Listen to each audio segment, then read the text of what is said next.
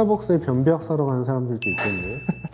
우유를 너무 좋아하는데 우유를 먹어서 너무 불편하다면 변비약과 우유 어떤 게 좋을까? 고양이 윤상민, 김동원입니다. 오늘은 관장 라떼, 간장 라떼가 뭐야? 스타벅스의 돌체 라떼를 먹으면 설사를 너무 많이 해가지고 관장 라떼라는 이름이 붙어버렸어요. 도대체 이 돌체 라떼를 먹으면 왜 이렇게 똥을 싸냐? 저희도 항상 배변 관련되는 환자들을 보니까 변이 물고서 불편해서 오는 사람이 너무 많아요. 그럴 때마다 물어보면 모르는 사람이 너무 많아요. 우유를 먹으면 설사하는 걸 모르는 사람이 있어요. 그래서 오늘 우유와 설사에 대해서 얘기를 한번 해보려고 합니다. 돌체 라떼는 거에 대해서 먼저 조금 설명해 드리면, 돌체라는 게 연유 시럽이라고 하는데 우유를 진공 상태에서 두세 배를 농축을 하면서 거기에 설탕을 첨가한 것이라고 해요. 우유에다가 연유가 들어가니까 유당이 일반적인 라떼보다 훨씬 많아지게 되는 거죠. 그래서 이게 기본적인 라떼나 우유보다 설사를 유발시키는 일들이 많아진다고 합니다. 특히 할머님들도요, 변이 샌다고 해요. 변이 항상 물대요. 근데 할머니 왜 우유를 계속 드세요?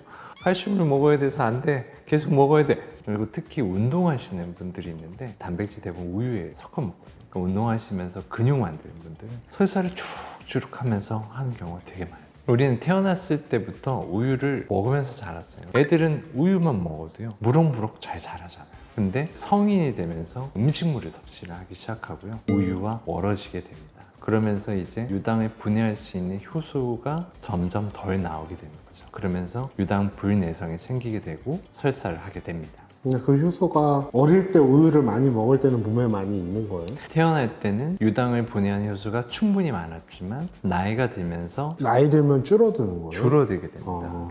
이게 물론 인종에 따라서 좀 더 오랫동안 나이가 많은 성인들도 많이 나오는 분들이 있어요. 특히 유무민족. 아마 선택적으로 그런 사람들이 훨씬 유리했을 테니까 많이 살아남아서 그랬을 수도 있고요.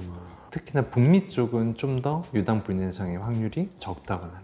아시아의 우리나라는 75%에선 이런 유당을 분해하는 효소가 부족하기 때문에 거의 대부분이죠. 4명 중에 3명 우유를 먹으면 설사를 할 수밖에 없는 거예요. 그럼 이 유당 불내성의 기전에 대해서 좀 간단하게 얘기를 하자면, 유당이라고 하는 거는요, 포도당이나 갈락토스라는 당이 두 개가 붙어 있는 거예요. 이당류라고 하죠. 근데 이 이당류는 몸 안으로 흡수를 할 수가 없기 때문에 이걸 분해를 해줘야 돼요. 그걸 분해하는 효소가 락테이스라고 하는 유당 분해 효소가 되는 거예요.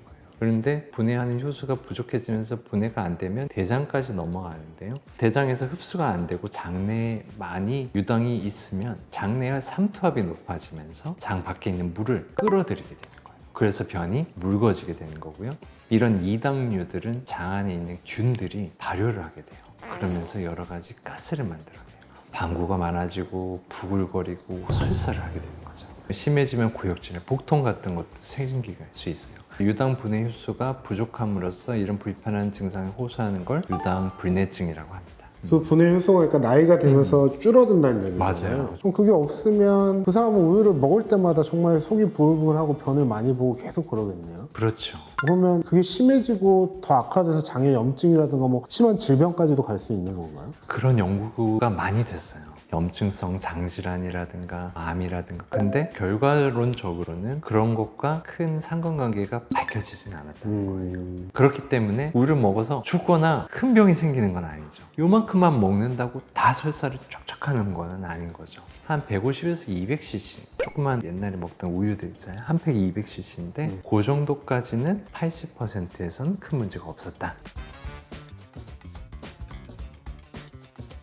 자, 그러면 먹어서 속이 불편하고 설사를 하는 사람들도 있어요. 그럼 이 우유를 꼭 먹어야 되는 건가요? 우유라는 게 영양소도 많다라고 알려졌지만 우유 알레르기가 상당히 많아요. 젊은 친구들 중에서는 여드름이랑도 우유랑 연관되어 있는 거는 확실하게 밝혀진 거고요.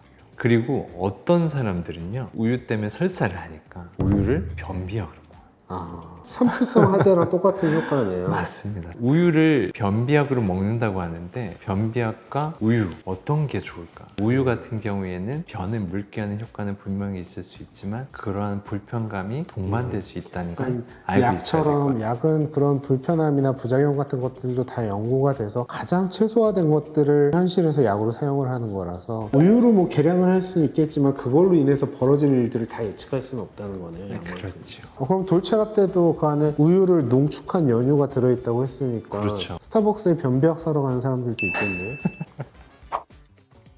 이 외에도 우유만 생각하지 말고 당연히 요구르트 같은 경우도 우유를 발효해서 만든 거고, 치즈 같은 경우도, 밀크커피도 당연히 우유, 유제품이 들어간 거예요. 과자나 빵 같은 경우도 버터가 들어가기 때문에 이런 유당이 포함되어 있다는 걸 잊지 마십시오. 그 외에도 산양류, 운동하시는 분들이 먹는 단백질 쉐이크에도 이런 유당이 많이 들어있다. 그래서 이런 것들, 우유를 먹어 설사하는 사람들은 설사할 수 있다는 걸 알고는 있어야 돼요. 먹는 건 맛있어서 먹으니까 먹을 때는 다음에 아무 생각이 안 들던데. 생각을 좀 하십시오. 그러면 우유가 이제 그렇게 속이 불편할 수 있잖아요. 두유 같은 거 이런 걸 마셔도 그렇죠. 배지밀이라는 게 두유가 이제 돼지밀 지금도 팔아요? 그럼요. 난 왜 이렇게 모르는 게 많지? 이 배지밀을 처음에 만든 것도 이런 유당 불내성, 우유를 섭취하지 못하는 것 때문에 대체할 수 있는 것 중에 콩으로 만든, 결국은 우유에 의한 이런 유당 불내성 때문에 만들어진 게 두유라고 생각하시면 돼요. 그래서 이런 두유도 단백질을 보충하는 데 도움은 될 수 있는데요, 안타깝게 두유를 만드는 콩 자체가 변을 묽게 만들고 배를 부글거리게 만들 수 있는 포도맵 식품이라는 거죠. 저지방 우유 같은 경우도 그래요. 유당 불내성이 있어서 우유를 먹어서 설사하는 사람이 저지방이니까 괜찮겠지 하고 저지방 우유를 먹는데, 저지방 우유는 유당이 적은 게 아니고 지방만 줄인 거예요. 물론 이 지방 자체도 변을 묽게 하는데 분명히 영향을 줄 수는 있겠지만, 사실 우유를 먹어 설사는 제일 중요한 이유는 유당이거든요. 그러니까 설사를 줄이려고 저지방 우유를 먹는 건 아니다, 이렇게 생각하시면 될 것 같아요.